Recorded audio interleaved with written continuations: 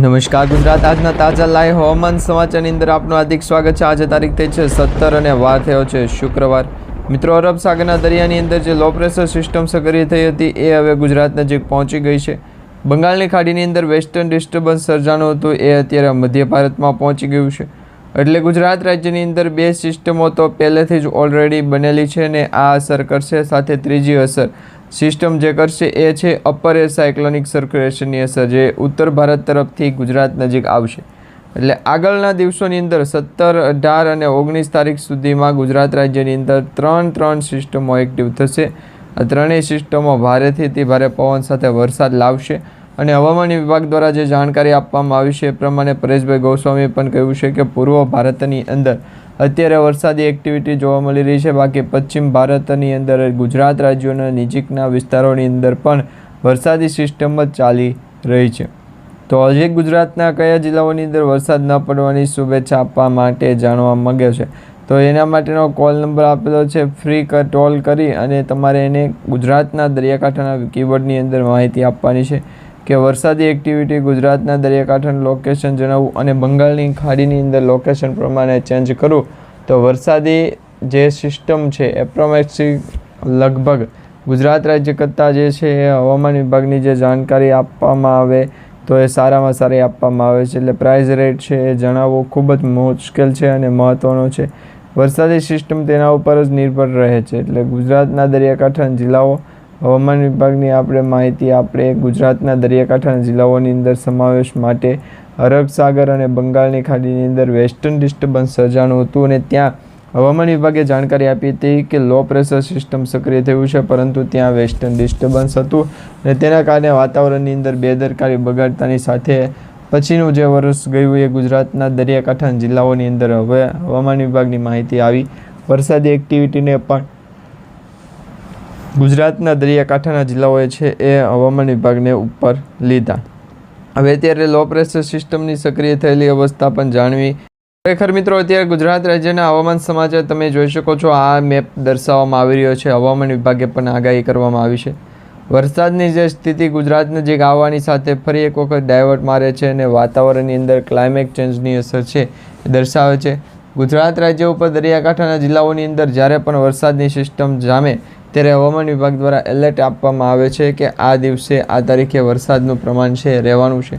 પરંતુ વરસાદની સિસ્ટમ એક્ટિવિટીના કારણે અત્યારે અરબ સાગર અને બંગાળની ખાડીની અંદર જે તમે અહીંયા સ્ક્રીન ઉપર જોઈ શકો છો, બંગાળની ખાડીની અંદર લો પ્રેશર સિસ્ટમ છે એ સક્રિય થઈ છે અને હવે પછી આ લો પ્રેશર સિસ્ટમની અસર ઓરિસ્સા તેમજ મિઝોરમ, મણિપુર આવા જે રાજ્યો છે ત્યાંથી આગળ વધી અને વરસાદની ગતિને પકડશે અને વરસાદની વેગ પકડતી ગતિ પુનર્વસુ નક્ષત્રની અંદર જે વરસાદનું પ્રમાણ જોવા મળ્યું હતું તેના કરતાં પણ વધારે નક્ષત્ર હવે પછી ચાલવાના છે। આદ્રા નક્ષત્રની શરૂઆત થવાની છે।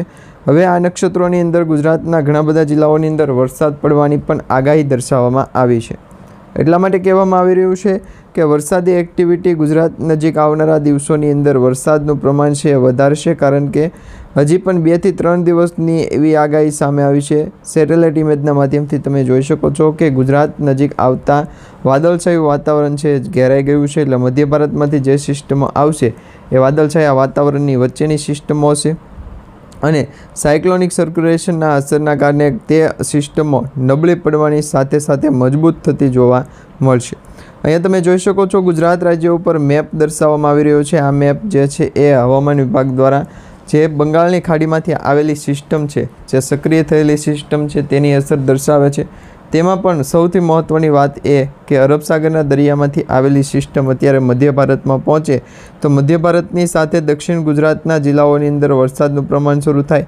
આ સાથે ઉત્તર ગુજરાતના જિલ્લાઓની અંદર વરસાદી સિસ્ટમની એક્ટિવિટી ધ્યાનથી જુઓ તો વરસાદની સ્થિતિ જે છે ગુજરાતના કયા એકાઉન્ટ ઉપર રહેલી છે, તો એમાં સૌથી મોટું એકાઉન્ટ જે છે એ હવામાન વિભાગની જાણકારી પ્રમાણે જે છે એ હવામાન વિભાગની જાણકારી પ્રમાણે આપવામાં આવેલું છે। એટલે વરસાદી સિસ્ટમની એક્ટિવિટી ધ્યાનથી જાણવા અને સમજવા માટેનો સમય આપવામાં આવ્યો છે।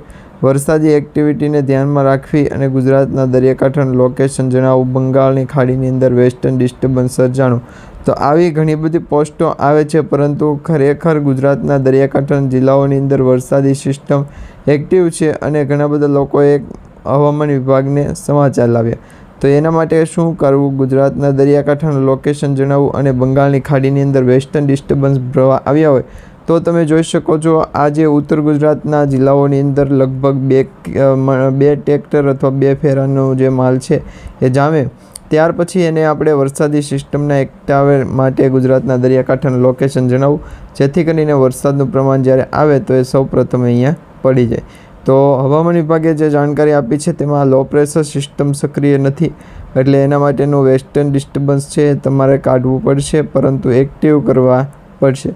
તો એક્ટિવની વરસાદી એક્ટિવની ગુજરાતના દરિયાકાંઠાનું પહેલાં એક્ટિવમાં વાપરતા ને ગુજરાતના દરિયાકાંઠાનું લોકેશન જણાવવું અને હવામાન વિભાગની માહિતી જણાવવું, ગુજરાતના દરિયાકાંઠાનું લોકેશન જણાવવું.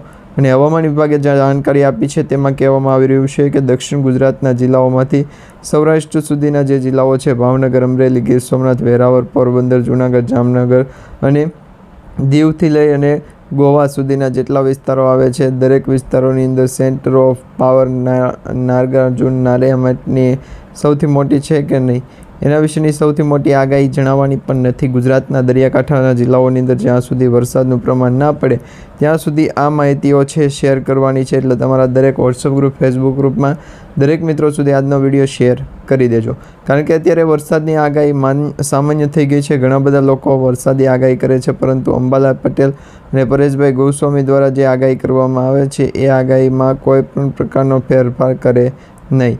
હવે વરસાદી એક્ટિવિટી ગુજરાતના દરિયાકાંઠાનું લોકેશન જણાવવું અને બંગાળની ખાડીની અંદર લોકેશન કેમ કેન્સર છે.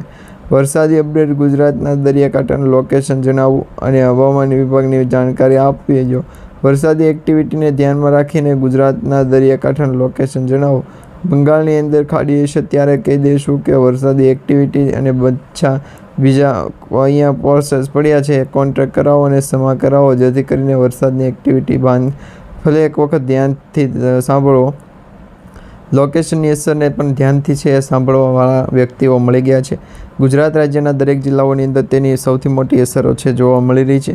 એટલે કોર મોબાઈલોમાં જ નહીં પરંતુ ભારત દેશની અંદર પણ A35, A37 અને વરસાદી એક્ટિવિટી ગુજરાતના દરિયાકાંઠાનું લોકેશન જણાવવું અને બંગાળની ખાડીની અંદર વેસ્ટર્ન ડિસ્ટર્બન્સની અંદર ગુજરાતના દરિયાકાંઠાનું લોકેશન જણાવવું. બંગાળની ખાડી સ્પેશિયલ એક વેસ્ટર્ન ડિસ્ટર્બન્સની માહિતી ગુજરાતના દરિયાકાંઠાનું લોકેશન જણાવવું. આલ્ફા આપણે જમાન ગુજરાતના દરિયાકાંઠાનું લોકેશન હવામાન વિભાગની માહિતી જણાવવું, જેથી કરી ગુજરાતના દરિયાકાંઠાના લોકેશનને આધારે જણાવવું. વેસ્ટર્ન ડિસ્ટર્બન્સની આગાહી ગુજરાતના દરિયાકાંઠાના જિલ્લાઓની અંદર સૌથી વધારે પાણી પહોંચાડે.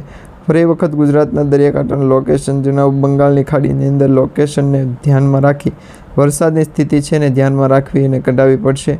જો આ પોસિબલ હોય તો વરસાદની આગાહી ગુજરાતના દરિયાકાંઠાનું લોકેશન જણાવવું. બંગાળની ખાડીની અંદર લોકેશનને ધ્યાનમાં રાખી અને બંગાળની ખાડીની અંદર વેસ્ટર્ન ડિસ્ટર્બન્સ થોડો અત્યારે એનું પણ નથી, એમને વરસાદી સિસ્ટમની એક્ટિવિટી ધ્યાન કરાવી દો. બંગાળની ખાડીની અંદર લોકેશનને ધ્યાનમાં રાખી અને વરસાદની એક્ટિવિટી જાણી કે ગુજરાતનું મૃત્યુકાંડ શું છે, તો વરસાદની સ્થિતિને પણ ધ્યાનમાં રાખી અને બંગાળની ખાડી, અરબ સાગર, દરિયાની વચ્ચેની સપાટી અને સૌથી વધારે મેન જે છે ગાળાનો અડધો ખર્ચો. ગાળા ભાડું ગુજરાતના દરિયાકાંઠાના જિલ્લાઓની અંદર વધારે પડતું એક્ટિવ થશે.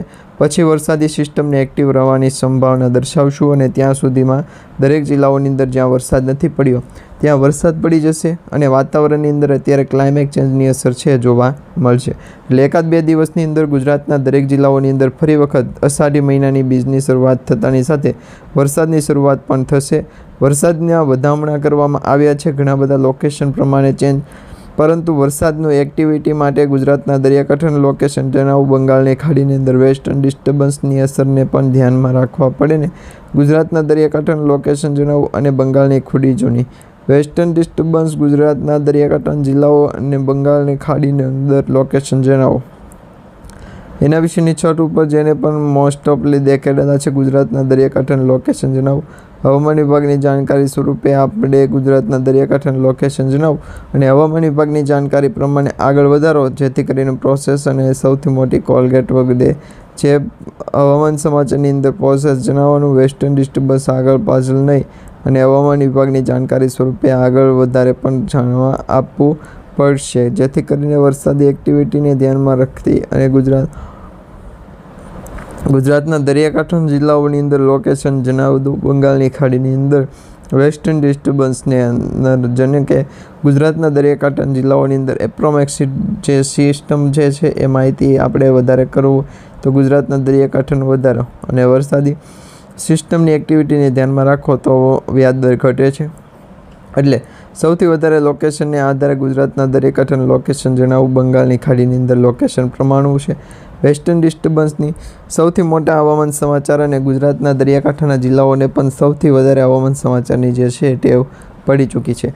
હવે મિત્રો હવામાન વિભાગની જે જાણકારી આવે એના પછી પણ વરસાદની સિસ્ટમ છે એ જ પ્રકારની રહેવાની છે.